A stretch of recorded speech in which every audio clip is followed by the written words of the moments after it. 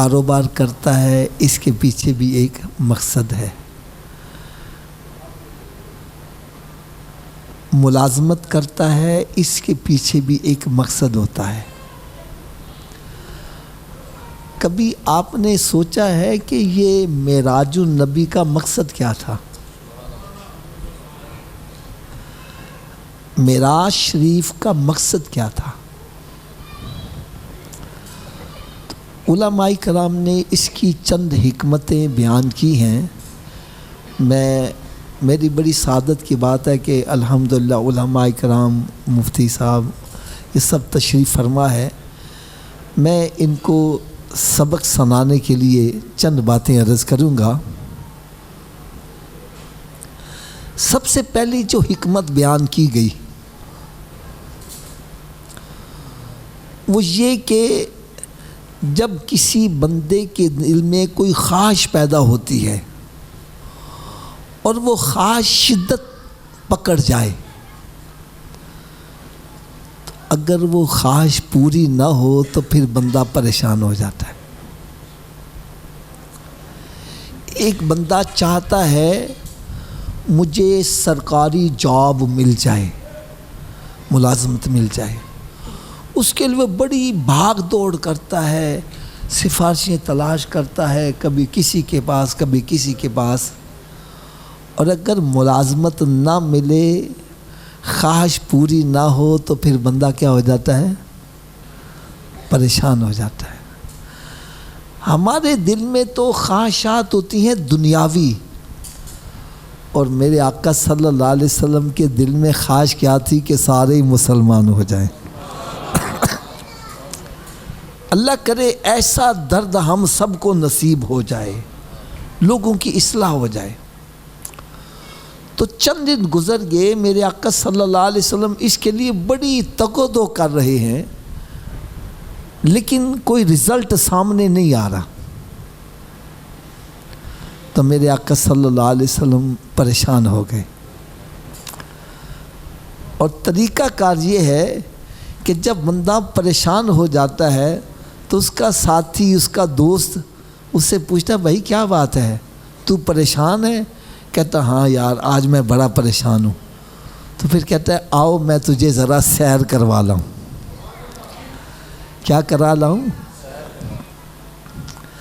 جب سرکار صلی اللہ علیہ وسلم بڑے پریشان ہوئے تو رب تعالیٰ نے ارشاد فرمایا میرے محبوب ذرا آج میں تمہیں سیر کرا لاؤں۔ سبحان الذی اسری بعبدہ، پاک ہے وہ ذات جس نے سیر کروائی اپنے محبوب صلی اللہ علیہ وسلم کو۔ ایک حکمت تو یہ بتلائی۔ دوسری حکمت جو علماء کرام نے بیان کی وہ یہ کہ جب کوئی بندہ شے خریدنا چاہتا ہے اور ایک بندہ بیچنا چاہتا ہے، درمیان میں جو سودا کروانے والا ہوتا ہے وہ دونوں چیزوں کو دیکھتا ہے۔ قرآن مجید فرقان حمید میں رب تعالیٰ نے ارشاد فرمایا ان اللہ اشتری من المؤمنین انفسهم واموالهم بان لهم الجنہ، بے شک اللہ تعالیٰ نے مومنوں کے جانوں اور مالوں کو خرید لیا ہے، کس کے بدلے؟ جنت کے بدلے خریدا ہے۔ تو فرمایا میرے محبوب تو نے اپنے غلاموں کو تو دیکھ لیا ہے، تو اس کا جو میں نے بدلہ دینا ہے ذرا جنت بھی آ کر دیکھ لے۔ تیسری حکمت بڑی پیاری بتلائی، جتنے بھی انبیاء کرام علیہم السلام اس دنیا میں تشریف لائے، ہر ایک نے یہی دعویٰ کیا کہ لا الہ الا اللہ۔ اونچی بول دے، تھوڑا سا اور اونچی آواز سے بول دے۔ اس کا مطلب یہ ہے کوئی الہ نہیں سوائے اللہ کے، کوئی الہ نہیں سوائے اللہ کے۔ حضرت آدم علیہ السلام، حضرت نوح علیہ السلام، حضرت ابراہیم علیہ السلام، تمام انبیاء کرام علیہ السلام نے یہی دعویٰ کیا کہ لا الہ الا اللہ، کوئی الہ نہیں سوائے اللہ کے۔ تو اگر کسی نے سوال کر دیا کہ جی کیا آپ نے دیکھا ہے اللہ کو، گواہی تو دے رہے ہیں، کیا آپ نے دیکھا ہے اللہ کو، تو انبیاء کرام علیہ السلام اس پہ خاموش ہو جاتے۔ تو رب تعالیٰ نے ارشاد فرمایا میرے محبوب تمام انبیاء کرام علیہ السلام نے دعویٰ کیا، لیکن جب کسی نے سوال کیا کہ آپ نے دیکھا ہے، وہ خاموش ہو جاتے۔ اے میرے محبوب تو نے خاموش نہیں ہونا، تو نے فرما دینا ہے کہ میں نے اپنے رب کو بڑی سونی صورت میں دیکھا ہے۔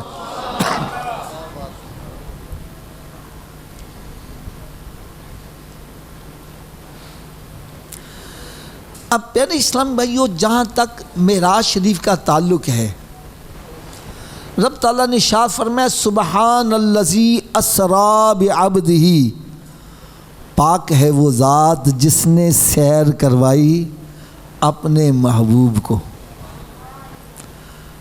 سیر کروائی، سیر کروانے والا کون ہے؟ فرمایا اس کی شان ہے سبحان اللہ، ہر عیب اور نقص سے پاک ہے۔ یہ سبحان اللہ ابتدا میں اس لیے ذکر کیا گیا کہ فرمایا یہ جو معراج شریف کا واقعہ ہوگا بہت ساروں کی عقلوں میں آنے والا نہیں ہوگا، لیکن تم نے سیر کرنے والے کو نہیں دیکھنا، یہ دیکھنا ہے سیر کروانے والا کتنی شان کا مالک ہے۔ اچھا ایک چھوٹا سا میرا سوال ہے، یہ سیر دن میں ہوئی کہ رات میں ہوئی؟ تھوڑا سا اونچی آواز سے بولو۔ قرآن مجید نے فرمایا سبحان الذی اسریٰ، اسریٰ کہتے ہی رات کی سیر کو ہے، بعبدہ اپنے بندہ خاص کو، لیلاً رات کے تھوڑے سے حصے میں۔ تو یہ سیر دن میں ہوئی یا رات میں ہوئی؟ یار بڑی پیاری بات کہنے لگا ہوں، یہ سیر دن میں ہوئی یا رات میں ہوئی؟ جو رب تعالیٰ رات میں سیر کروا رہا ہے، کیا وہ اس بات پر قادر نہیں کہ دن میں ہی سیر کروا دیتا؟ کیوں جی حضرت صاحب؟ دن میں سیر ہوتی، حضرت جبریل امین علیہ السلام حاضر ہوتے، جنت کی سواری براق اور سرکار صلی اللہ علیہ وسلم اس پر سوار ہوتے، تو ساری دنیا دیکھ لیتی، کسی کو انکار کی گنجائش نہ رہتی۔ لیکن اللہ تبارک و تعالیٰ نے یہ سیر رات میں کروائی، دن میں نہیں کروائی، وجہ کیا ہے؟ حالانکہ وہ ان اللہ علی کل شیء قدیر ہے۔ تو علماء کرام نے اس کا بڑا پیارا جواب دیا، فرمایا کہ جو بغیر دیکھے اس واقعے پر ایمان لائے گا، تصدیق کرے گا، اس کو صدیق کا مقام دے دیا جائے گا۔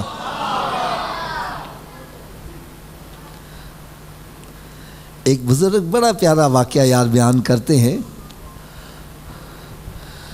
آپ نے ایک نام سنا ہوگا زبیدہ خاتون، یہ خلیفہ ہارون رشید کی بیوی، بڑی نیک، بڑی صالحہ اور اللہ کے راستے میں بڑا خرچ کرنے والی۔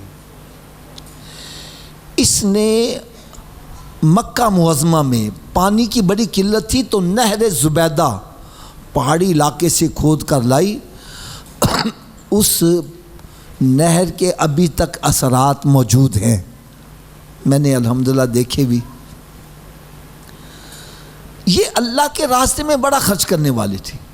فرماتے ایک مرتبہ دونوں میاں بیوی سیر کرتے آ رہے تھے، تو حضرت بہلول دانا رحمۃ اللہ تعالی علیہ ریت کے اندر وہ گھروندے سے بنا رہے تھے، وہ گھر بناتے ہیں نا بچے پاؤں رکھ کے، تو گھروندے بنا رہے تھے۔ زبیدہ خاتون پوچھنے لگی بابا جی کیا کر رہے ہیں؟ کہنے لگے جنت میں محل بنا رہا ہوں۔ کیا کر رہا ہوں؟ اس نے فوراً کہا بابا جی فروخت کرو گے؟ کہنے لگے ہاں کوئی خریدار آ گیا تو دے دوں گا۔ کہنے لگے کتنے پیسے لوگے؟ اس نے معمولی قیمت یوں سمجھے 100 روپیہ بتلایا. زبیدہ خاتون نے 100 روپیہ نکالا دے کے تو آگے چلی گئی. خلیفہ ہارون الرشید اندر ہی اندر کڑنے لگا, کہنے لگا یہ اچھی بیوی ہے, ادھر یہ مٹی کے اندر گھر بنا رہا ہے اور جنت کے محل خرید رہی ہے. وہ کڑتا کڑتا چلا گیا اور اسی کڑن میں رات کو سو گیا. جب رات کو سویا تو خواب کے اندر جنت میں پہنچ گیا ہے, اور جنت میں دیکھا ایک بڑا عالیشان محل بنا ہوا ہے. دل میں بڑا شوق پیدا ہوا, جو باہر سے اتنا کمال ہے اندر سے پتہ نہیں کتنا اعلیٰ ہوگا. تو اندر جب داخل ہونے لگا تو فرشتوں نے روک دیا, اوئے تو کدھر جا رہا ہے؟ کہنے لگا میں اندر جا کے دوں. کہنے نہیں تو نہیں جا سکتا, یہ زبیدہ خاتون کا محل ہے جو اس نے بہلول دانا سے خریدا, تو کیسے اندر جا سکتا ہے؟ اب یہ پریشان ہو گیا, اوئے میری بیوی تے نمبر لے گئی. پھر صبح اٹھ کے سوچا چلو کوئی بات نہیں, میں بھی خرید لوں گا, میں بھی جا کے خرید لوں گا. پھر میاں بیوی سیر کرتے آ رہے ہیں, پھر وہ بیٹھے گھروندے بنا رہے ہیں. آج ہارون رشید پوچھتا ہے بابا جی کیا کر رہے ہو؟ کہنے لگے جنت میں محل بنا رہا ہوں. کہنے لگے بابا جی بیچو گے؟ کہنے لگے ہاں کوئی خریدار آ گیا دے دیں گے. کتنے پیسے؟ فرمایا 2 سلطنتیں لوں گا. کتنی؟ کہنے لگا بابا جی کل تے 100 روپے چی دے دیتا سی جے تے آج اتنی قیمت بڑھا دی. فرمایا وہ بغیر دیکھے سودا لے گی سی, تو دیکھ کے سودا کرنے آیا ہے.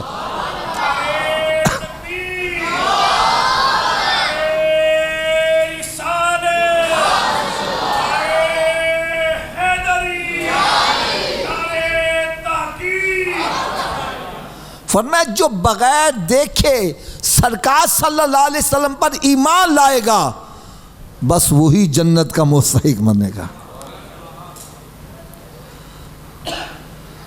ایک حکمت یہ بتلائی کہ سبحان الذی اسری بعبدہ لیلا من المسجد الحرام الی المسجد الاقصی. مسجد حرام سے مسجد اقصی. اس میں بھی ایک ذہن میں سوال آتا ہے کہ اللہ رب العزت نے سیر تو کروانی تھی آسمانوں کی, تو جبریل امین علیہ السلام براق لے کر آئے تو وہاں سے سواری سیدھی آسمانوں کی طرف جانی چاہیے تھی, لیکن ایسا نہیں ہوا. پہلے مسجد حرام سے مسجد اقصی لے جایا گیا ہے, پھر وہاں سے آسمانوں کا سفر کروایا گیا. ہونا تو یہ چاہیے تھا کہ مکہ معظمہ سے سیدھی سواری آسمانوں کی طرف جاتی, لیکن ایسا نہیں ہوا. پہلے مسجد حرام سے مسجد اقصی لے جایا گیا ہے. اس میں کیا حکمت تھی؟ تو علماء کرام فرماتے ہیں کہ جیسے میں یہ اعلان کر دوں کہ بھئی میں رات کے تھوڑے سے حصے میں امریکہ سے ہو کر آیا ہوں, ایک ہی رات میں امریکہ سے ہو کے آ گیا ہوں. اب جس نے امریکہ دیکھا ہی نہیں ہے وہ چپ کر کے بیٹھا رہے گا, ہو سکتا ہے پتہ نہیں گئے کہ نہیں گئے. اور اگر کوئی امریکہ کا رہنے والا ہوگا وہ فوری طور پر کھڑا ہو کے پوچھے گا ہاں جی آپ امریکہ سے ہو کر آئے ہیں؟ میں کہوں جی ہاں جی ہو کے آیا ہوں. بتاؤ وہاں کا موسم کیسا تھا, وہاں کے حالات کیسے تھے, وہاں کی بلڈنگیں کیسی تھی, وہاں کی روڈز کیسی تھی. اگر میں سوالوں کے جوابات صحیح دے دوں تو میرا رات کے تھوڑے سے حصے میں امریکہ سے ہو کر آنا ثابت ہو جائے گا. اب سرکار صلی اللہ علیہ وسلم صبح اٹھ کر ارشاد فرما دیتے کہ میں آسمانوں سے ہو کر آیا ہوں, اب کوئی وہاں اوپر گیا ہی نہیں ہے, تو یہ واقعے کی تصدیق کیسی ہوگی؟ تو رب تعالیٰ نے آسمانوں کا سفر کروانے سے پہلے زمینی سفر کروا دیا. مسجد حرام سے مسجد اقصی تک کا جو سفر ہے وہ کروایا, تاکہ جب سرکار صلی اللہ علیہ وسلم فرمائیں گے میں نے مسجد اقصی وہاں جا کر امامت کروائی, تو مسجد اقصی کے رہنے والے سوالات کریں گے اور سرکار جواب دیں گے. اگر زمینی سفر رات کے تھوڑے سے حصے میں ثابت ہو جائے گا تو تو آسمانی سفر کی خود ہی تصدیق ہو جائے گی۔ یہی وجہ ہے جب سرکار صلی اللہ علیہ وسلم نے اعلان فرمایا کہ رات میں نے معراج کی ہے، سفر کیا ہے، تو ابو جہل بھاگا گیا منڈی میں، تو وہاں سے وہ ایسے بندوں کو لے کے آ گیا جو وہاں بیت المقدس کے رہنے والے تھے۔ تو اس نے کہا کہ میرا ایسا بھتیجا ہے جس نے یہ اعلان کیا ہے، تو تم وہاں کے رہنے والے ہو، ذرا ان سے سوالات تو کرو تاکہ پتہ چل جائے کہ ان کا واقعہ صحیح ہے یا غلط ہے۔ انہوں نے کہا مسئلہ ہی کوئی نہیں ہے، ہم سوال ہی ایسے کریں گے کہ جواب ہی وہ دے سکے گا جو وہاں سے ہو کر آیا ہوگا۔ ٹھیک ہے جی، آ گئے۔ انہوں نے آتے ہی سوالات شروع کر دیے۔ اے محمد صلی اللہ علیہ وسلم، آپ وہاں مسجد میں تشریف لے گئے تو وہاں کی کھڑکیاں کتنی تھی، دروازے کتنے تھے، اس قسم کے سوالات کرنے شروع کر دیے۔ اب میں یہاں پر بیان کرنے آیا ہوں، کھڑکیاں دروازے تو گننے کے لیے نہیں آیا، روشن دان بھی گننے کے لیے نہیں آیا۔ وہ سوالات کر رہے ہیں اور سرکار صلی اللہ علیہ وسلم خاموش ہیں۔ فرماتے ہیں جب وہ سوالات کرتے جا رہے ہیں، رب تعالیٰ نے ارشاد فرمایا میرے محبوب پریشان نہیں ہونا، ہم مسجد اقصیٰ کو لا کر ہی تیرے سامنے رکھ دیتے ہیں۔ فرماتے ہیں وہ سوالات کرتے جا رہے ہیں اور میرے آقا صلی اللہ علیہ وسلم دیکھ کر جواب دیتے جا رہے ہیں۔ وہ سارے کہنے لگے ابو جہل اور چاہے باتیں کیسی ہیں لیکن ہم اس بات کی تصدیق کرتے ہیں کہ جو محبوب کہہ رہا ہے وہ سچ کہہ رہا ہے، وہاں سے ہو کر آئے ہیں۔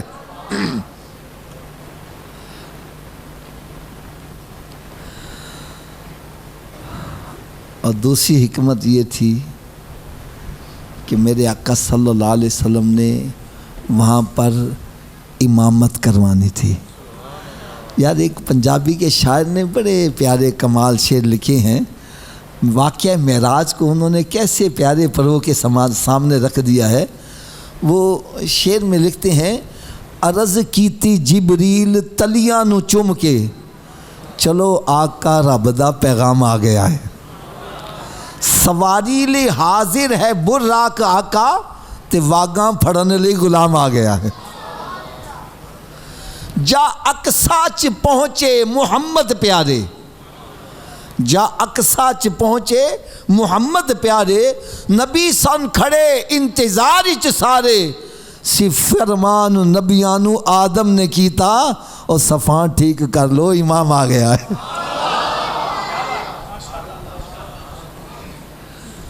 میرے آقا صلی اللہ علیہ وسلم نے انبیاء کرام علیہ السلام کی امامت کروائی اور آپ کا لقب ہوا امام الانبیاء۔ کیا لقب ہوا؟ امام الانبیاء۔ اور یہ بتلانا تھا کہ امام وہی مقرر کیا جاتا ہے جو سب سے افضل اور اعلیٰ ہوتا ہے، اسی لیے ہمارا عقیدہ ہے سب سے اعلیٰ و اولیٰ، سب سے بالا و اعلیٰ، خلق سے اولیاء، اولیاء سے رسول، اور ہے سب رسولوں سے اعلیٰ۔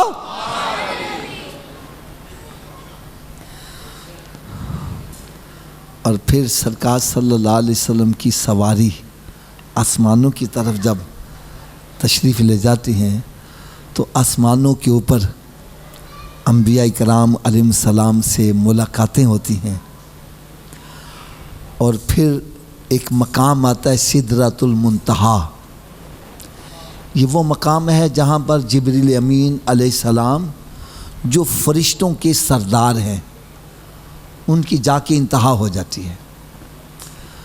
وہاں جا کر وہ عرض کرتے ہیں کہ یا رسول اللہ صلی اللہ علیہ وسلم میں یہاں سے آگے نہیں جا سکتا، اگر میں یہاں سے تھوڑا سا آگے بڑھوں تو اللہ تعالیٰ کے انوار و تجلیات سے میرے پر جل کے راکھ ہو جائیں گے، میں یہاں سے آگے نہیں جا سکتا۔ تو میرے آقا صلی اللہ علیہ وسلم نے ارشاد فرمایا اے جبریل، جہاں تیری انتہا ہو رہی ہے وہاں سے میری ابتدا ہو رہی ہے۔ یہاں میں ایک بات عرض کرنا ضروری سمجھوں گا جبریل امین علیہ السلام نوری ہیں اور نوری مخلوق کے بھی سردار ہیں. یار جہاں پر ان کی انتہا ہو گئی میرے آقا صلی اللہ علیہ وسلم وہاں سے آگے تشریف لے گئے اور سرکار صلی اللہ علیہ وسلم پر اثر نہیں ہوا. اسی لیے ہمارا عقیدہ ہے کہ ہمارے نبی جو ہیں فرشتوں سے بھی افضل اور اعلیٰ ہیں.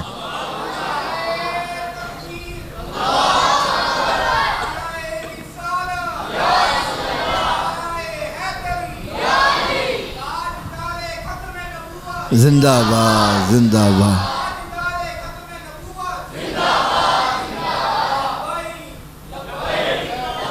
یا رسول اللہ لبیک یا رسول اللہ لبیک یا رسول. بلکہ یہاں تک کہ میرے آقا صلی اللہ علیہ وسلم نے ارشاد فرمایا اے جبریل جب تو انبیاء کرام علیہ السلام کی بارگاہ میں حاضری دیتا تھا تو آخر میں یہ کہا کرتا تھا کہ میں رب کی بارگاہ میں جا رہا ہوں کوئی پیغام ہے تو بتلا دیں. فرمایا جبریل آج میں جا رہا ہوں کوئی پیغام ہے تو بتلا دیں. عرض کرنے کے یا صلی اللہ علیہ وسلم ایک دل میں خواہش ہے. میں کہتا ہوں خدا کی قسم اگر اس بات کو پیش نظر کو تو ہمیں اپنی قسمت پر رشک آتا ہے کہ اللہ تعالیٰ نے ہمیں اپنے محبوب کا امتی بنایا اور امتی کی شان کتنی عرفہ اور اعلیٰ ہے. عرض کرتے ہیں یا رسول اللہ صلی اللہ علیہ وسلم میرے دل میں ایک خواہش ہے قیامت کے روز ہر بندے کو پل صراط پر سے گزرنا ہوگا. پل صراط جو بال سے زیادہ باریک ہے تلوار سے زیادہ تیز نیچے دوزخ جل رہی ہے. یا رسول اللہ صلی اللہ علیہ وسلم میرے دل میں خواہش ہے کہ قیامت کے روز جب آپ کے امتیوں کے گزرنے کی باری آ جائے تو مجھے پل صراط پر اپنے نورانی پر بچھانے کی اجازت مل جائے تاکہ آپ کے امتی میرے نورانی پروں سر گزر کر پل صراط کو پار کر جائیں. یار اس امتی کی شان پر قربان جائیے کہ جس کے قدموں کے نیچے پر بچھانے کے لیے جبریل بھی دعائیں کر رہے ہیں. اور اللہ حضرت عظیم البرکت رحمت اللہ کی سوچ پر بھی قربان جاؤ کہ آپ کیا لکھتے ہیں کہ یا رسول اللہ صلی اللہ علیہ وسلم پل سے یوں اتارو کہ راہ گزر کو خبر نہ ہو اور جبریل پر بچھائیں تو پر کو خبر نہ ہو. یا رسول اللہ صلی اللہ علیہ وسلم جبریل امین علیہ السلام نے بے شک پر تو بچھائے ہوں گے لیکن ہمارے دل میں یہ خواہش ہے آپ کی نگاہ عنایت ایسی ہو کہ امتی پل صراط پار کر جائے اور جبریل کو بھی پتہ نہ چلے سرکار کی امتی کیسے پار کر گئے.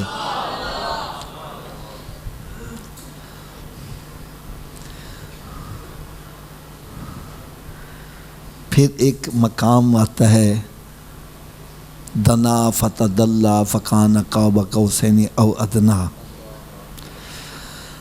اللہ اللہ اللہ اللہ اللہ حضرت عظیم البرکت رحمت اللہ یار کیسی کمال بات لکھتے ہیں. بڑی ذرا توجہ سے سننا کہ میرے آقا صلی اللہ علیہ وسلم نے معراج شریف کی رات اپنے رب تعالیٰ کا دیدار بلا حجاب کیا. دیدار اچھا آپ کو اس بات پر مزہ نہیں آیا اور آ بھی نہیں سکتا. اس کی وجہ بھی میں بتلا دوں. ایک وہ بندہ جس نے غار ثور نہیں دیکھی اس پہ چڑھا ہی نہیں. اس سے میں کہتا ہوں بھائی میں ایک دن میں 5 مرتبہ غار ثور سے ہو کر آیا ہوں اس کی صحت پر کوئی اثر نہیں پڑے گا. وہ سمجھے گا شاید یہ چھت جتنی اونچی ہوگی حافظ صاحب 5 مرتبہ ہو کے آگے ہوں گے. اور اگر یہی بات میں اس سے کہوں جو وہاں سے ہو کر آیا ہے کہ صبح فجر کی نماز پڑھ کے تو جناب وہ غار کی طرف رخ کرتا ہے ہاتھ کے اندر لمبی ساری بوتل پکڑی ہوئی ہے تھوڑا چڑھتا ہے پھر پانی پیتا ہے، پھر چلتا ہے، پھر پانی پیتا ہے، پھر چلتا ہے، پھر پانی، اور سانس لے لے کر 2-3 گھنٹوں کے اندر وہاں پہنچا، اور پھر وہاں جا کے تو پھر جب نیچے اترا 1.5-2 گھنٹے اس کو نیچے اترنے میں لگے، اور پھر جب نیچے اترا تو کیفیت یہ تھی کہ پیدل حرم شریف بھی نہیں جا سکا، گاڑی تلاش کرتے وہاں پہنچا ہے، اور اپنے روم کے اندر جا کے ایسے بے سُدھ ہو کر لیٹ گیا ہے، تھکاوٹ کی وجہ سے چکنا چور ہے۔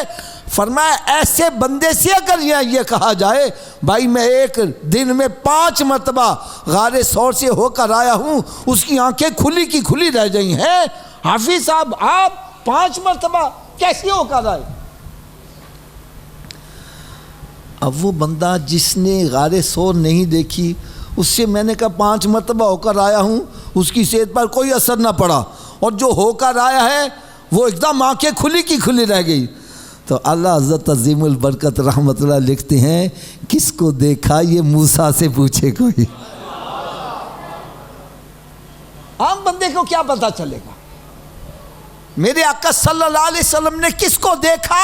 ارے یہ موسیٰ علیہ السلام سے پوچھے کوئی، اس لیے کہ ہم اس راستے کے مسافر ہیں ہی نہیں، ارے اس راستے کا جو مسافر ہے اس سے پوچھو، جس نے رب کو دیکھا اس کا مقام کیا ہوگا۔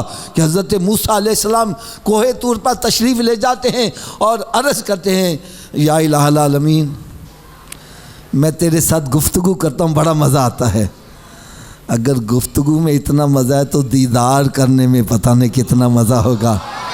تو خواہش کا اظہار کیا ربی آرینی انظر الیک، یا اللہ مجھے اپنا آپ دکھا، میں تجھے دیکھنا چاہتا ہوں۔ جواب آتا ہے لن ترانی،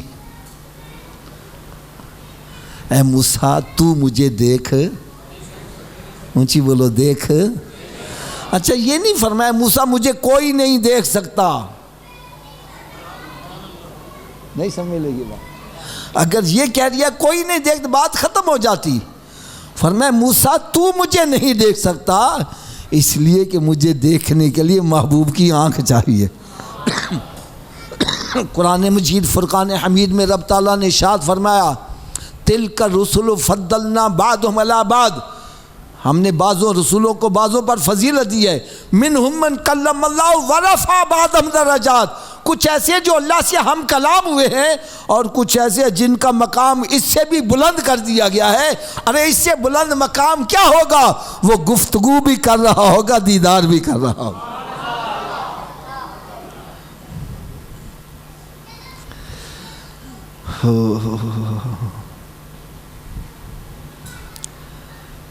اور ایک بات میں تھوڑی سی کڑوی سی بھی کہہ دوں، ذرا بڑی توجہ سے سنیے گا یار، اللہ کرے میری بات یہ دل میں اتر آئے۔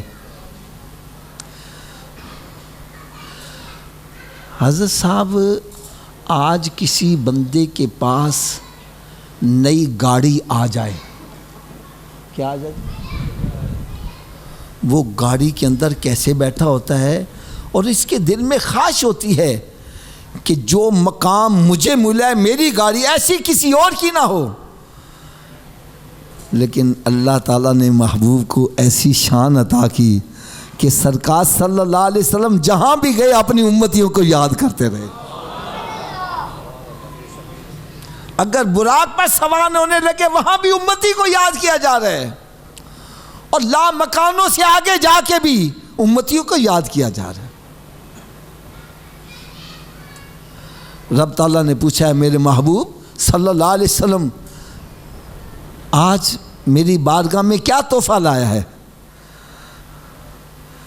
تو سرکار صلی اللہ علیہ وسلم نے جو جواب دیا، اے میرے آقا کے غلاموں ذرا بڑی توجہ سے سنو، عرض کرتے ہیں التحیات للہ والصلوات والطیبات، یا اللہ میری ظاہری باطنی جانی مالی بدنی عبادتیں، میری عاجزی اور ان کی ساری تیرے لیے ہے۔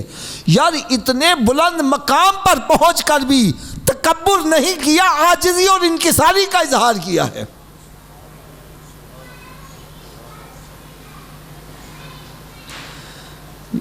تھوڑی دیر میں ہاتھ باندھ کر عرض کروں گا، ہم اپنے گریبان میں جھانک کر دیکھیں، 4 پیسے آ جائیں غریب آدمی کو بندہ ہی نہیں سمجھتے۔ بندے کو بندہ ہی نہیں سمجھتے. اگر اللہ تعالیٰ نے کوئی عہدہ دے دیا ہے تو گردن میں جیسے سریا آ جاتا ہے, غرور اور تکبر کا شکار. خدا کی قسم میں دل کا ایک درد کہنے لگا ہوں. میں نے دیکھا کئی ایسے بندے جن کو اللہ تعالیٰ اپنے گھر کی خدمت کے لیے چن لیتا ہے, کوئی عہدہ مل جاتا ہے.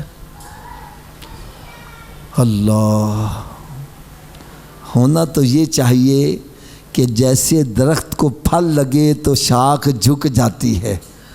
ہم تو یہ سمجھتے ہیں کہ یہ وزن کی وجہ سے جھکی ہے. ارے بزرگ فرماتے ہیں اس کو پھل لگا ہے اس لیے یہ رب کی بارگاہ میں سجدہ ریز ہو گئی ہے. ارے رب تعالیٰ جتنا نوازے بندے کو چاہیے اتنا جھکنا چاہیے, اکڑنا نہیں چاہیے. یار کبھی آپ نے دیکھا ہے کہ یہ سرو ہوتا ہے نا, سرو, یہ درخت بالکل سیدھا جاتا ہے اور اس کے پتے بھی ایسے اوپر ہوتے ہیں. اس کو کبھی پھل لگائے؟ اونچی بولو یار. اور بیری کا درخت, اس کی شاخیں بھی جھکی, کانٹے بھی جھکے ہوئے, اور اللہ تعالیٰ پھل کتنا لگاتا ہے اس کو. اور ایک بات میں کہنے لگا ہوں, اللہ کرے یہ میری بات دل پر چوٹ کر جائے. یار کبھی سرو کے درخت کو کسی نے پتھر مارا ہے؟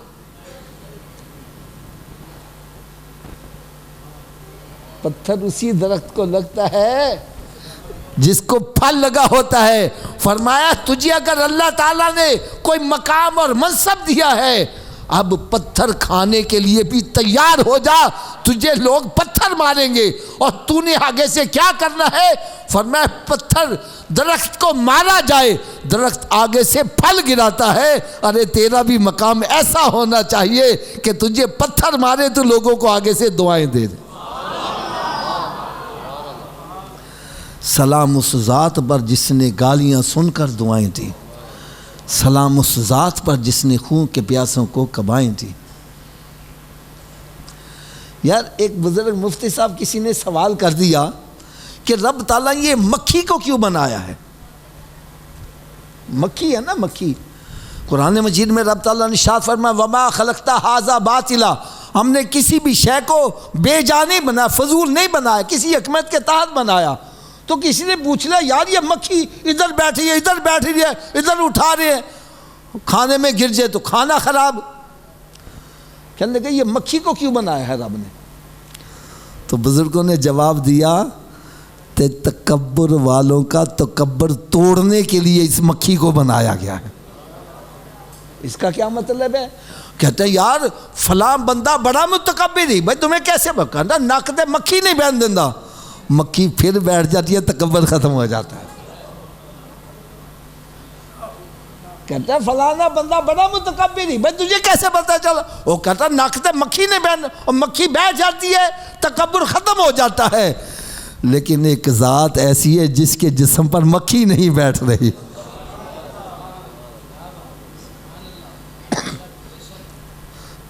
پیارے آقا حضرت محمد مصطفیٰ صلی اللہ علیہ وسلم کی ذات اقدس, آپ کے جسم اطہر پر مکھی نہیں بیٹھتی تھی. بزرگ فرماتے ہیں بھائی مکھی کیوں نہیں بیٹھتی تھی؟ فرمایا مکھی وہاں بیٹھے جہاں تکبر ہو, اور جہاں تکبر ہے ہی نہیں مکھی نے بیٹھ کے کیا کرنا.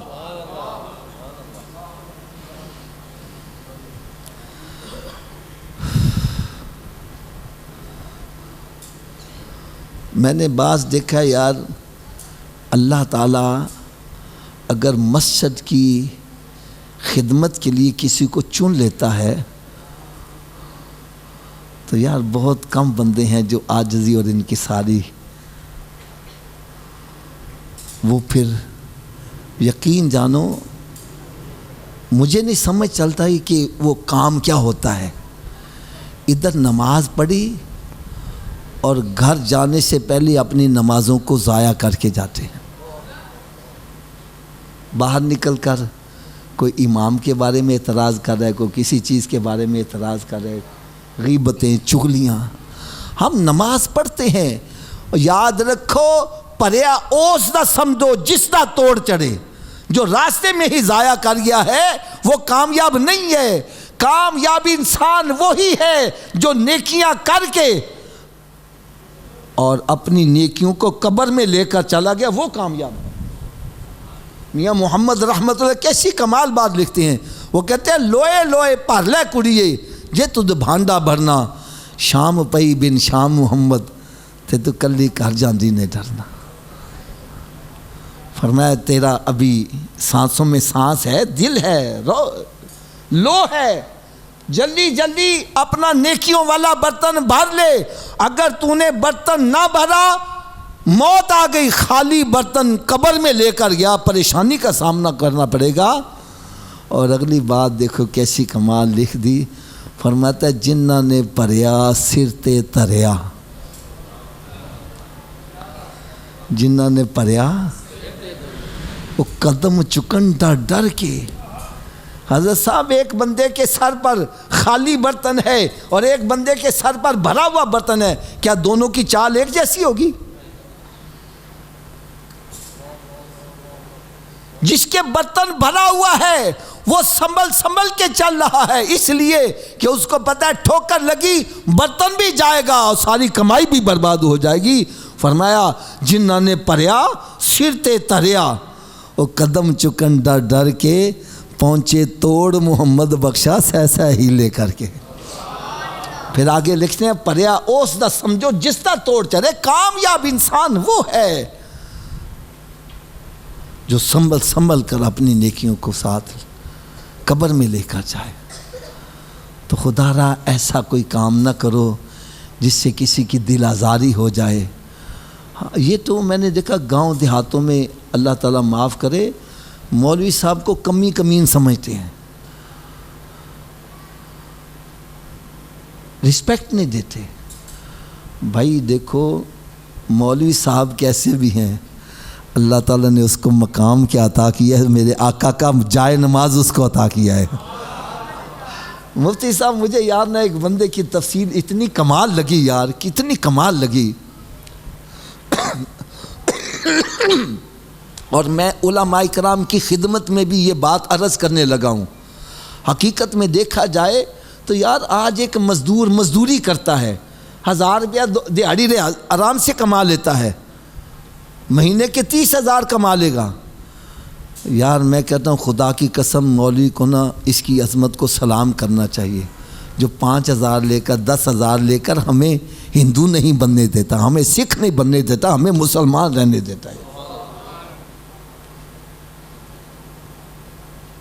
ان کی عظمتوں کو سلام کیا کرو, ورنہ دیکھا جائے ہم اپنی اولاد کو کیوں نہیں اس لائن پہ لگاتے.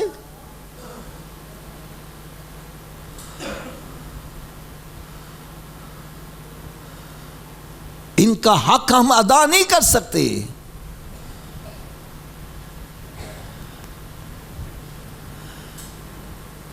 میں جو بات کہنے لگا ہوں علماء کرام کی خدمت میں بھی میں بات عرض کرنے لگا ہوں. یہ بھی سوچیں, یہ نہ سوچیں کہ یار ہمارے میں 10,000 مل رہا ہے 5,000 مل رہا ہے, یہ کیا ہے. کبھی ایسی بات نہ سوچو. کئی ایسے کہتے ہیں یار ہم اس لائن کو چھوڑ کے کسی اور طرف چلتے ہیں. بھائی ایسا نہیں کرنا. کیوں نہیں کرنا؟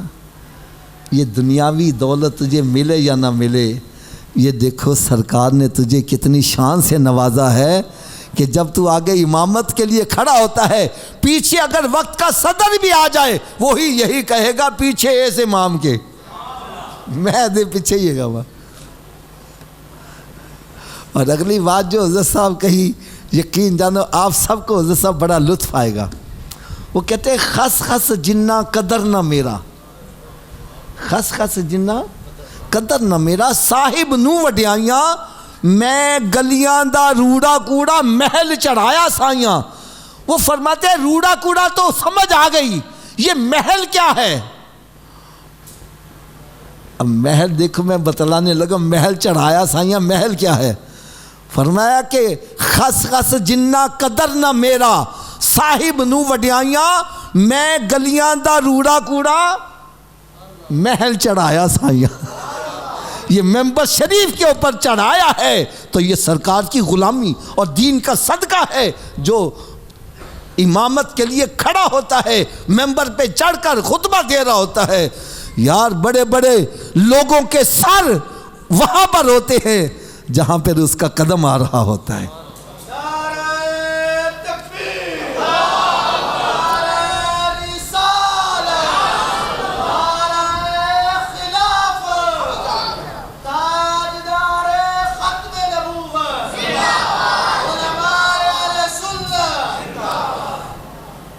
کروڑوں درود کروڑوں سلام اس پیارے آقا صلی اللہ علیہ وسلم پر کہ اتنے بلند مقام پر پہنچے جہاں نہ کوئی نبی گیا نہ جا سکے گا، نہ کوئی رسول گیا نہ جا سکے گا. اتنے بلند مقام پر پہنچ کے بھی عاجزی اور انکساری کا اظہار کیا ہے کہ یا اللہ میں تیری بارگاہ میں وہ تحفہ لے کر آیا ہوں جو تیرے پاس نہیں ہے. وہ کیا چیز ہے؟ وہ عاجزی اور انکساری ہے. اللہ تعالیٰ خالق ہے، مالک ہے، اللہ اکبر، وہ سب سے بڑا ہے، وہاں عاجزی نہیں ہے. سرکار صلی اللہ علیہ وسلم وہاں پہنچے تو عاجزی اور انکساری لے کر آئے.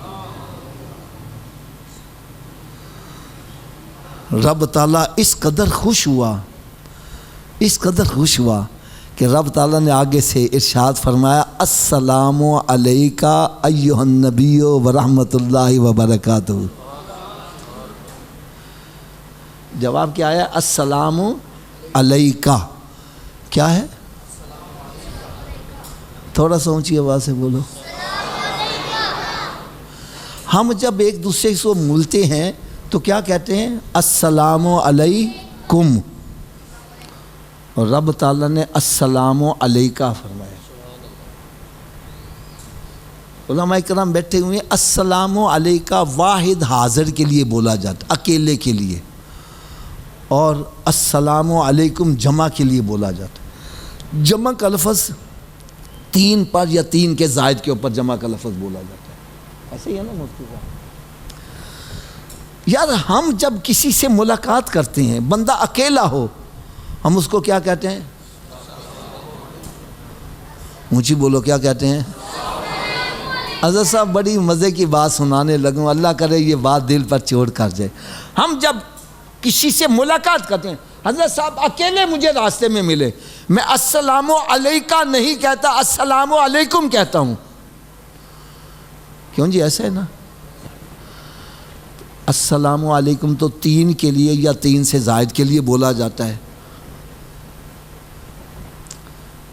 اور رب تعالیٰ نے السلام علیکم نہیں، ارشاد فرمایا السلام علیکہ.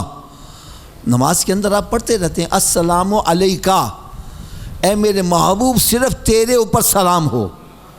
جمع کا لفظ نے استعمال کیا، اس کی کیا وجہ ہے؟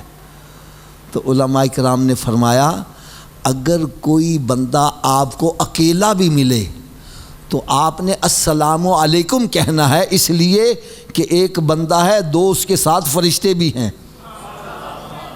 ٹوٹل کتنے ہو گئے؟ تو تین پر جمع کا لفظ بولا جائے گا السلام علیکم. تو رب تعالیٰ نے السلام علیکم نہ فرمایا، السلام علیکہ ارشاد فرما کے بتلایا اے میرے محبوب اگر السلام علیکم کہوں گا تو کل کو کوئی اٹھ کر یہ بھی کہہ دے گا جہاں سرکار پہنچے وہاں کوئی اور بھی ہوگا. فرمایا محبوب تو تو وہاں آیا ہے جہاں کرامن کاتبین بھی نہیں آ سکے.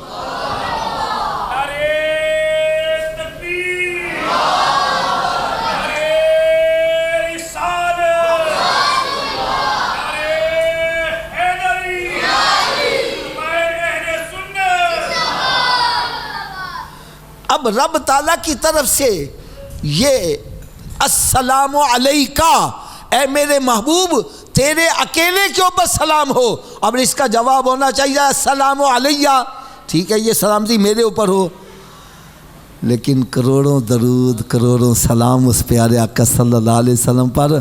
وہاں بھی اپنے گناہ گار امتیوں کو بھولے نہیں، عرض کرتے السلام علینا، یا اللہ یہ سلامتی صرف میرے اوپر نہیں میرے ساتھ میری ساری امت کے اوپر بھی ہو.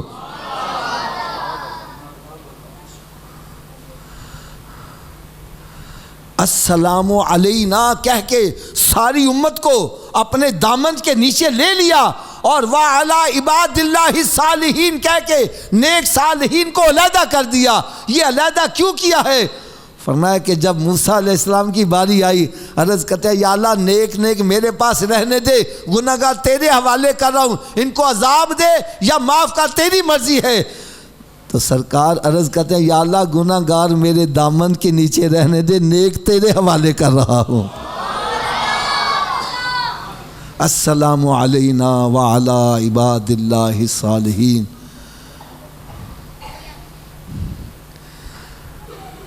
وہاں پر ملاقات ہوئی ہے، اور سرکار صلی اللہ علیہ وسلم رب تعالیٰ کی بارگاہ میں عرض کرتے ہیں مالک مولا، جب کوئی کہیں جاتا ہے تو وہاں سے تحفہ بھی لاتا ہے، تو میں یہاں سے جا رہا ہوں تو امتیوں کے لیے تحفہ۔ تو رب تعالیٰ نے ارشاد فرمایا میرے محبوب یہ نمازوں کا تحفہ لے جاؤ۔ کون سا تحفہ لے جاؤ؟ یہ بہرحال تحفہ ملا 50 نمازوں کا۔ کتنے جی؟ تو یہ 50 کی کم ہو کے کتنی ہو گئیں؟ اونچی بولو یار۔ یہ بھی آپ کو ایک بڑی مزے کی بات بتلا دوں، یہ ایک اصول ہے کہ تحفے کو کم نہیں کروایا جاتا۔ آپ کے کوئی حضرت صاحب بزرگ مدینہ شریف سے آپ کے لیے 5 کلو کھجوریں لے کے آ جائیں، یہ جی آپ کے لیے تحفہ ہے، آپ یہ کہو کہ زیادہ ہے کم کرو؟ بولو تحفہ کم نہیں کروایا جاتا، لیکن یہ 50 کی 5 رہ گئی، اس کی وجہ کیا تھی؟ آپ حضرات کو سب کو پتہ ہے کہ جب 50 نمازوں کا تحفہ لے کر سرکار صلی اللہ علیہ وسلم تشریف لائے تو موسیٰ علیہ السلام نے عرض کی یہ زیادہ ہے کم کروائے، تو پھر سرکار صلی اللہ علیہ وسلم بار بار تشریف لے جاتے گئے تو 5 آخر میں رہ گئے۔ ایسے ہی ہے نا؟ میرا ایک سوال یہ ہے کہ ایک تو ہے تحفہ کم نہیں کروایا جاتا، یہ 50 کی 5 کیوں ہو گئیں؟ آپ یہی کہیں گے موسیٰ علیہ السلام نے عرض کی تھی کم کروائیں، تو بھائی میری بات سنو، موسیٰ علیہ السلام کو کیا ضرورت تھی کم کروانے کی؟ آپ یہی کہو گے نا حافظ صاحب دیکھو 5 نمازیں پڑھنے میں اگر ہمیں 2 گھنٹے لگتے، 50 ہوتی تو پھر سارا دن ادھر ہی لگے رہتے۔ تو بھائی یہ تو ہماری سوچ ہے، اگر 5 نمازیں ادا کرنے میں ہمیں 2 گھنٹے لگتے ہیں تو سرکار صلی اللہ علیہ وسلم ترتیب ہی ایسی بنا دیتے کہ 50 نمازیں آدھے گھنٹے میں پڑھی جاتی۔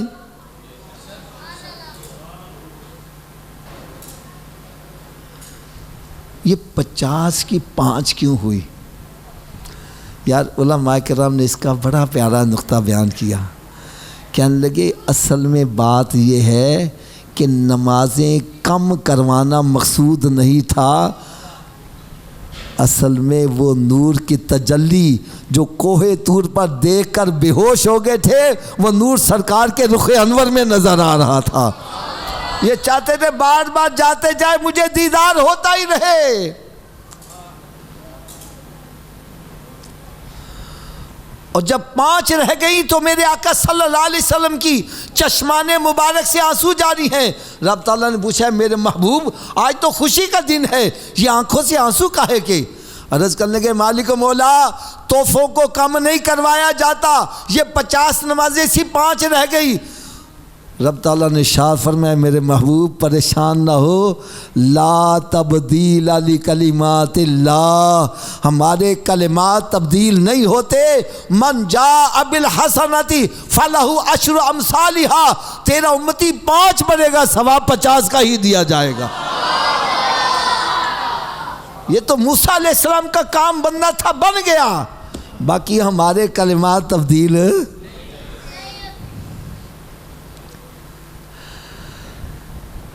اچھا علماء کرام تشریف فرمائے، میں اپنی اصلاح کے لیے جی بات چند کرنے لگا ہوں۔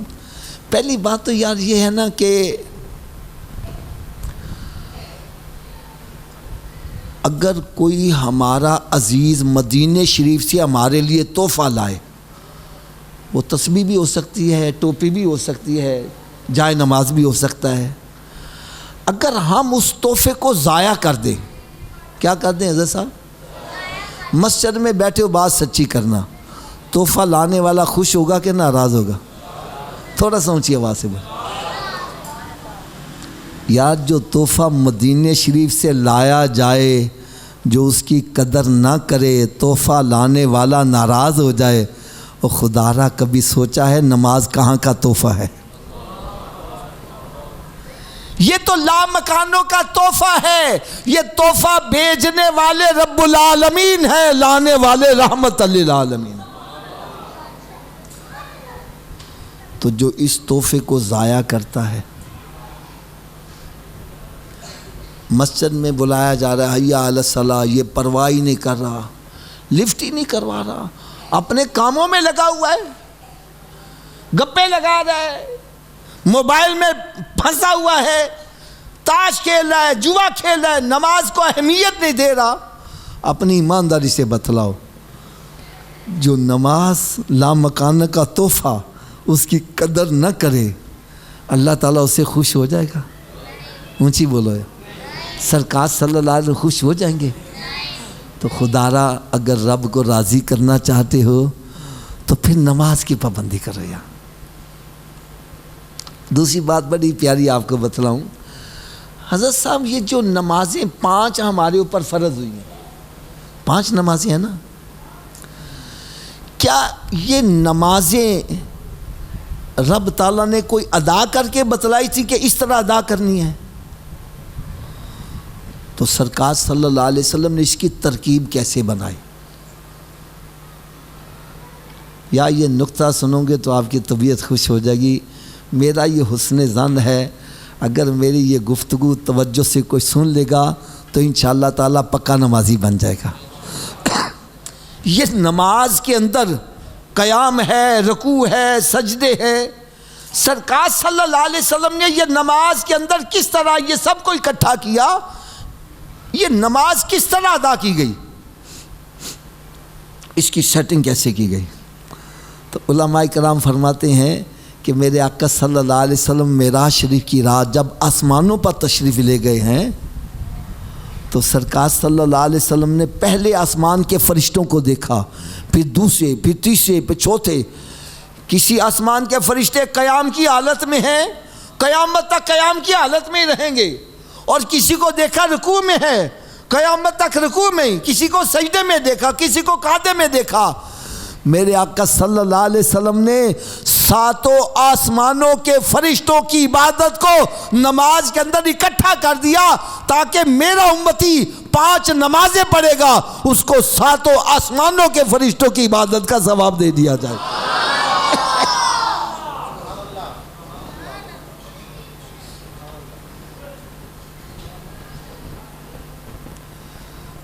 اور پھر یہ جو نمازوں کے اوقات،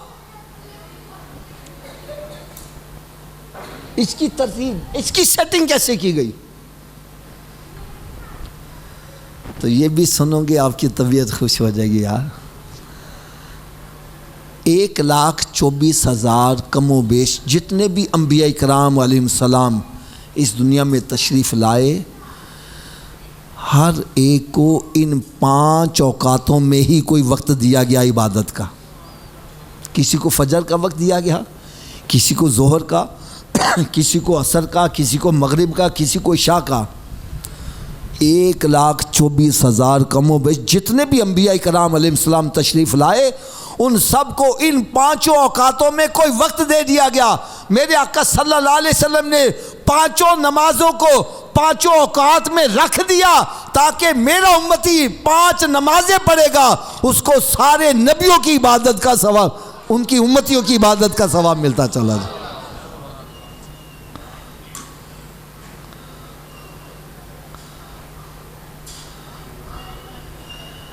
ایک چھوٹا سا میں اب سوال آپ سے کرنے لگا ہوں، بڑی توجہ سے سنیے گا۔ حضرت صاحب ہمارے گھر میں صندوق ہیں، سیف ہے، الماریاں ہیں، ان میں گندے کپڑے رکھتے ہو صاف رکھتے ہو؟ تھوڑا سا اونچی آواز سے، گندے کیوں نہیں رکھتے؟ اس کا جواب میں عرض کر دیتا ہوں. آپ یہی کہو گے حافظ صاحب ہم نے صندوق بنایا ہی پاک کپڑوں کے لیے ہے، ناپاک کپڑوں کے لیے ہم نے باسکٹ رکھی ہے. ایسے ہی ہے نا؟ صندوق کاہے کے لیے ہے؟ اونچی بولو ذرا. جب ہم نے صندوق پاک کپڑوں کے لیے بنایا، اس میں ناپاک نہیں رکھتے، تو یاد رکھو رب نے بھی جنت پاک لوگوں کے لیے بنائی ہے، ناپاکوں کے لیے دوزخ بنائی ہے.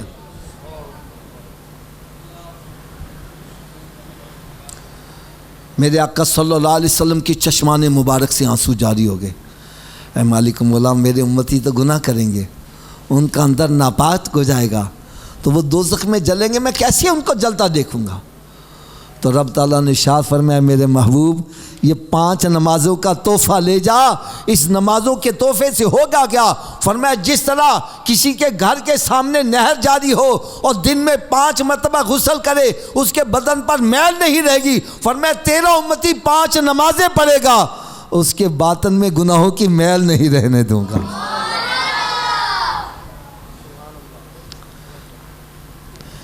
ایک حضرت صاحب اور آپ نے میری اصلاح کرنی ہے. یہ حدیث مبارکہ عموماً مساجد میں بھی لکھی ہوتی ہے، الصلاۃ مفتاح الجنہ، نماز جنت کی، اونچی بولا، نماز جنت کی. اچھا ماما جی چابی کو بغیر تالا کھولو گے؟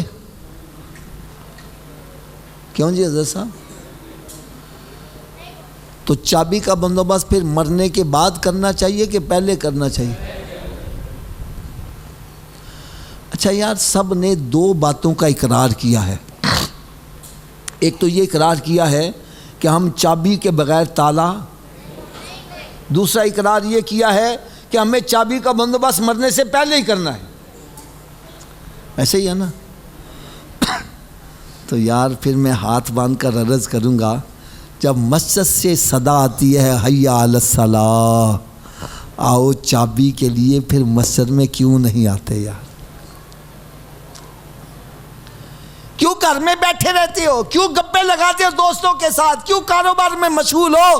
ارے جب ہم نے یہ تسلیم کر لیا چابی کے بغیر تالا نہیں کھول سکتے اور چابی کو بندوبست مرنے سے پہلے ہی کرنا ہے، تو پھر ہونا تو یہ چاہیے جب مسجد سے صدا آئے حی علی الصلاۃ تو سب کام چھوڑ کے نماز پڑھنے آ جاؤ، کیونکہ اس چابی کے بغیر میں تالا جنت کا نہیں کھول سکتا.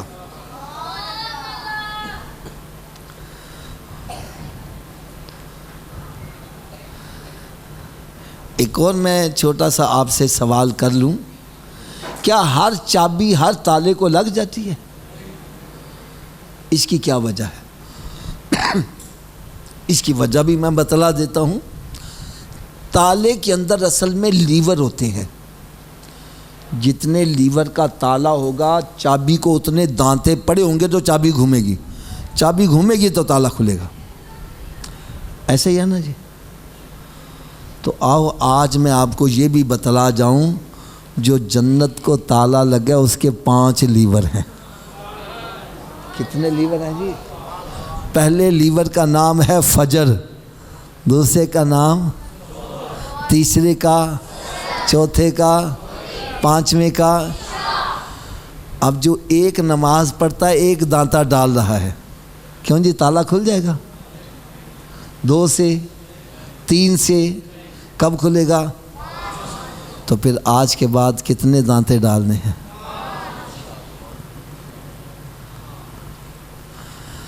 ایک اور چھوٹا سا میں سوال کر دوں. دیکھو یار، میں یہاں مسجد میں بیٹھا ہوں، میرے ایک طرف میرا دوست بیٹھا ہے، ایک طرف میرے والد صاحب بیٹھے ہیں. دوست کہتا ہے حافظ صاحب آج اس دروازے سے باہر جانا ہے، والد صاحب کہنے نہیں بیٹا آج اس دروازے سے باہر جانا ہے. مجھے کس کی ماننی چاہیے؟ تھوڑا سا اونچی آواز سے. اس کی کیا وجہ ہے؟ یہی وجہ ہے کہ والد کا مقام افضل ہے، اعلیٰ ہے. تو جب افضل اعلیٰ اور ادنا کا حکم اکٹھا آ جائے تو کم فضیلت والے کو چھوڑ دو، بڑے کی بات مان لو۔ نماز میں بھی یہی مسئلہ ہے، اگر 2 رکعت کے بعد درمیانی قاعدہ آپ بیٹھنے لگے، یہ واجب ہے۔ اگر آپ کھڑے ہو جائیں، اب کھڑا ہونا فرض ہے، بیٹھنا واجب ہے۔ جب فرض اور واجب اکٹھے آ جائیں تو واجب کو چھوڑ دینا چاہیے، فرض کو پکڑ لینا چاہیے، ایسا ہی ہے نا؟ تو جب بڑے اور چھوٹے کا حکم اکٹھا آ جائے تو چھوٹے کی بات چھوڑ دو، بڑے کی بات مانو۔ اب کوئی مجھے بتلائے گا کہ اللہ اکبر کا کیا مطلب ہے؟ اونچی بولو ذرا۔ تو کیا سب سے بڑے کی بات مانتے ہیں ہم؟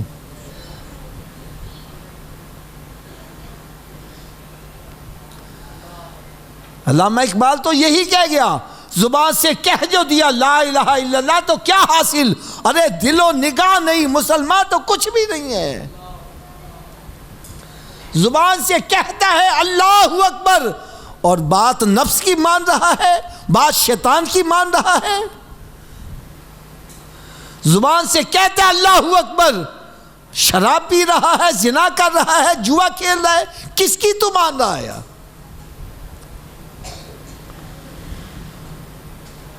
رب تعالیٰ کی طرف سے پیغام آتا ہے الصلاۃ خیر من النوم، نماز نیند سے، نفس کہتا نہیں سونا بہتر ہے۔ ہم کس کی مان رہے ہیں؟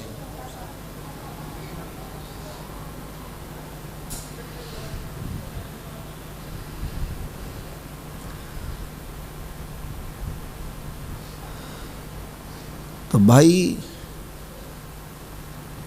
اللہ سب سے بڑا ہے، یہ ہم زبان سے کہتے ہیں، تو اس پر عمل کر کے دکھائیں گے، پھر عملی طور پر ثابت کر کے بتلائیں گے ہم اللہ بڑا کس کو مان رہے ہیں۔ ہونا تو یہ چاہیے کہ ساری دنیا کا حکم ایک طرف آ جائے اور رب تعالیٰ کا حکم دوسری طرف ہو، سب کو چھوڑ کر رب کے آگے جھک جاؤ، یہ ہے اللہ اکبر کا مطلب۔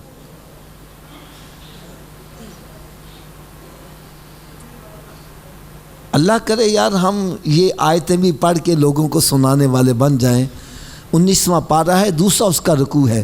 رب تعالیٰ نے ارشاد فرمایا ارائیت من اتخذ الہہ ہواہ، اے میرے پیارے حبیب صلی اللہ علیہ وسلم، کیا تو نے اس شخص کو دیکھا جس نے اپنی خواہشات کو، اپنی نفس کو ہی اپنا الہ بنا لیا ہے؟ جو رب کہتا ہے وہ نہیں کر رہا اور جو نفس کہتا ہے وہ کر رہا ہے، ہم الہ کس کو مانے ہیں یار؟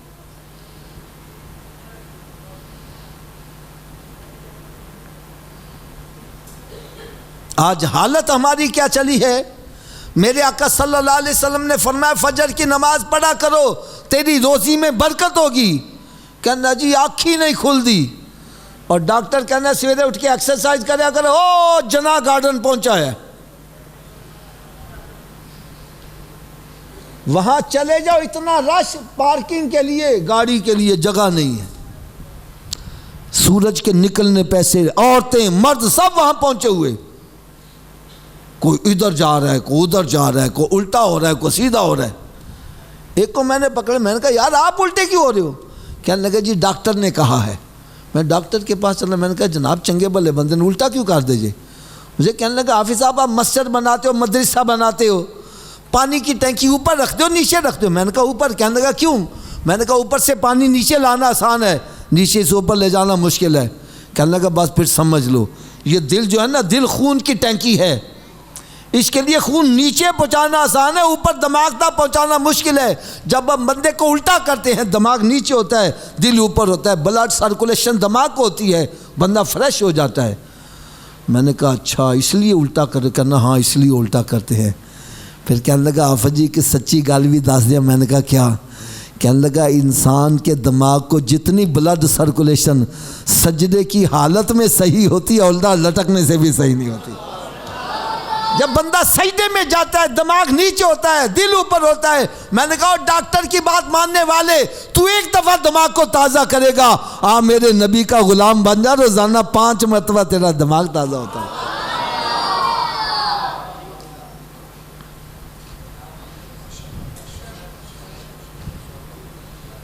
یہ ایک سجدہ جسے تو گراں سمجھتا ہے، 1000 سجدوں سے دیتا ہے آدمی کو نجات۔ یار میری دعا ہے اللہ تعالیٰ ہر مسلمان کو بیماریوں سے محفوظ رکھے، اور جو بیمار ہو چکے اللہ تعالیٰ ان کو شفاء کاملہ عطا فرمائے۔ یار میں سمجھانے کے لیے ایک بات کہنے لگا ہوں، ایک بندہ بیمار ہو جاتا ہے، ڈاکٹر کے پاس جاتا ہے، ڈاکٹر چیک اپ کر کے کہتا ہے اور صوفی صاحب تسی نمک کھانا چھاڑ دیو، تسی بابا جی چھوٹا گوشت چھاڑ دیو، تسی وڈا گوشت چھاڑ دیو، تسی جناب میٹھا کھانا چھاڑ دیو۔ کیوں جی چھوڑ دیتے ہیں کہ نہیں چھوڑ دیتے؟ اونچی بولو یار۔ اچھا کوئی آپ میں سے مجھے بتلائے گا یہ چھوٹا گوشت حلال ہے کہ حرام ہے؟ اونچی بولو یار۔ بڑا گوشت، نمک، میٹھا، یار ڈاکٹر کے کہے سے حلال چھوڑ دیتا ہے، نبی کے کہے سے حرام نہیں چھوڑا۔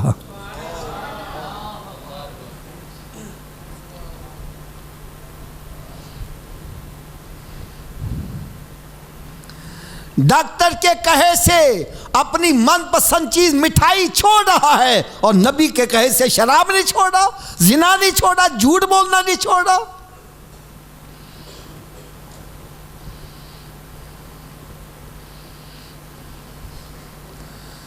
آپ نے ایک نام سنا ہوگا شاہ عبداللطیف بھٹائی رحمۃ اللہ تعالی علیہ۔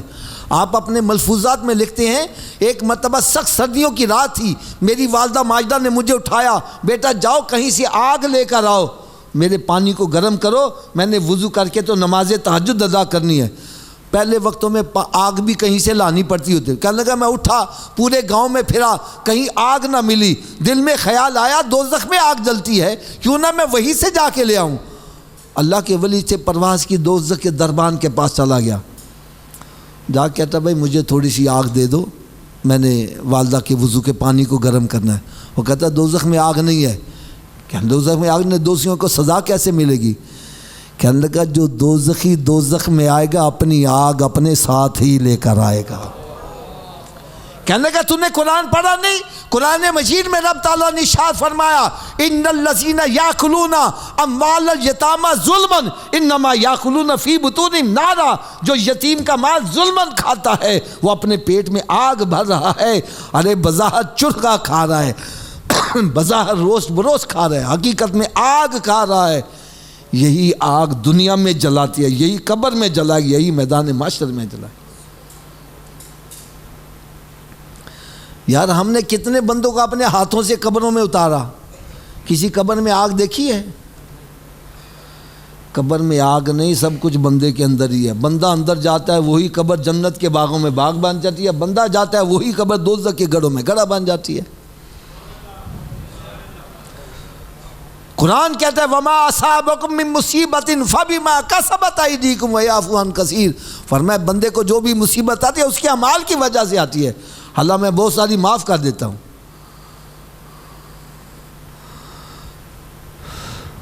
آج ڈاکٹر کے کہے سے ہم مٹھائی چھوڑ دیتے ہیں، نبی کے کہے سے حرام نہیں چھوڑے، جھوٹ بولنا نہیں چھوڑے۔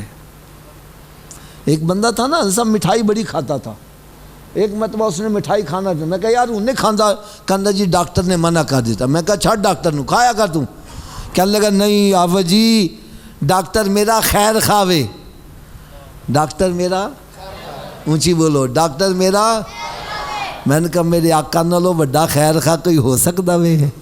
ارے ڈاکٹر دے کہنا تو مٹھائی چھا دیا، نبی دے کہنا حرام نہیں کھانا چھا دیا۔ میں نے کہا ڈاکٹر نو تو خیر خواہ کہنا ہے، وہ دی خیر خواہ کنی دیر جنی دیر فیساں دین دے رہو، فیس واسطے پیسے نہیں اندر جان ہی نہیں دین دے، تو فیساں بھی دین دے رہو، خیر خواہی ہونی دے جن دیر ساچ سا مر گئے تو خیر خواہی ختم۔ کتھے نہیں تیرے گھر والے جنہ لئی سے تو پاپ کماندا ہے، او جگری یار جڑے کہنے آ ساڈا جوا کھیڑو، آ ساڈا شر ہوئے، اسی تیرا ساتھ نہیں چھڑاں گے اور تیرے نال مراں گے۔ کیوں جس جو بندہ مر جانے پھر نال مر دینے، جڑے کینڈے سی مران گے نال تیرے آجونا بھی بازیاں آ رہی نہیں۔ یہ سب قبر چ دفن کر کے واپس آئے، کوئی قبر چ نال نہیں جائے گا۔ یار میرے آقا صلی اللہ علیہ وسلم تے ایسے خیر خانے جدو سارے واپس آ جان گے، سرکار قبر چ بھی تشریف لے آن گے۔ میدان محشر چ جدو ماں اکلوتے نو چھاڑ کے ناصر سرکار اوتھے بھی خیر خواہی فرمان گے. تو ایسے خیر خواہ دا کیا مننا چاہیے کہ نہیں مننا چاہیے؟ آواز کٹ گئی ہے.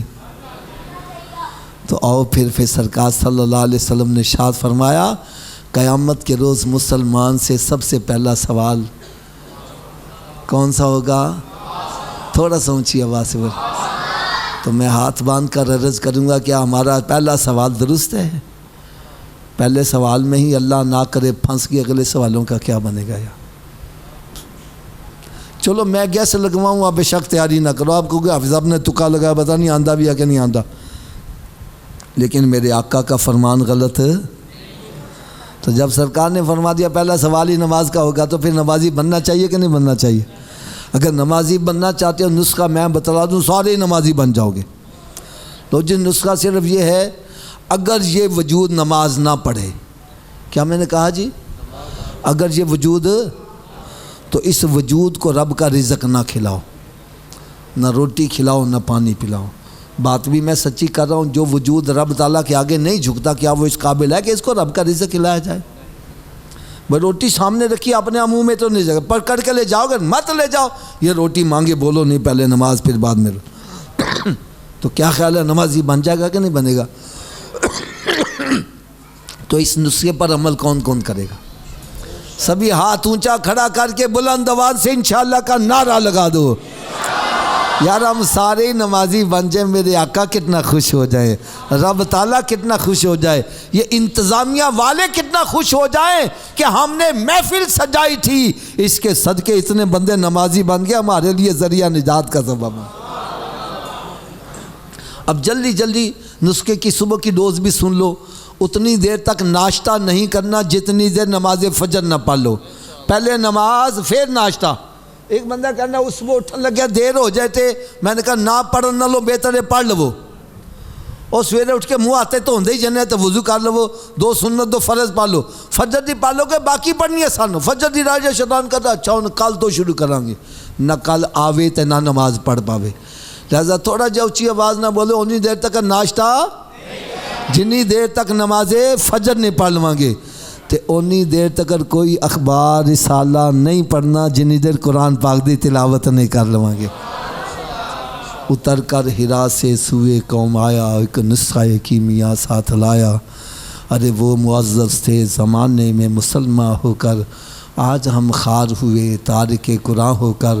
خدا را میں ہاتھ باندھ کر ایک بات کہنے لگا ہوں، اپنے گھروں میں نظر دوڑاؤ، کتنے کتنے مہینے گزر گئے کسی نے قرآن کھول کے پڑھا ہے؟ قرآن پاک پر گرد و غبار پڑھی ہے. توبہ توبہ توبہ. کئی ایسے گھر سیوں کا کیڑا قرآن کو شہید کرتا جا رہا ہے، اتنا وقت نہیں کھول کے آواز لگا دے. تیرے گھر میں برکت کیسے ہو جائے؟ میرے آقا صلی اللہ علیہ وسلم نے ارشاد فرمایا اپنے گھروں کو قبرستان مت بناؤ، اپنے گھروں کو ویران مت کرو. ارے گھر بندوں سے آباد نہیں ہوتے، گھر تلاوت کلام پاک سے آباد ہوتے ہیں. ایک بندہ کہنے لگا میں تے قرآن ہی نہیں پڑھا آیا، میں نے کی کرنا؟ میں نے کہا تو سویرے اٹھ کے قرآن پاک دا دیدار ہی کر لیا گا. اور رات کی ڈوز یہ کہ اتنی دیر تک سونا نہیں جتنی دیر 5 نمازیں پوری نہ کر لو. حضرت صاحب میرے نا بیانات یوٹیوب پر فیس بک پر آتے رہتے ہیں. آپ میرا نام لکھیں گے حافظ الرحمان قادری رضوی تو بیانات کی طویل لسٹ آپ کے سامنے آئے گی.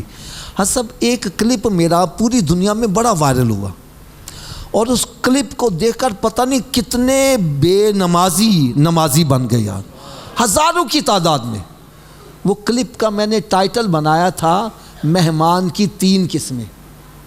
مہمان کی وہ کون کون سی ہیں؟ پہلی قسم کا مہمان آ جائے ہم کہتا ہے جائے نہ، اور بے جو مفتی صاحب روٹی کھا کے جانا، چائے پی کے جانا.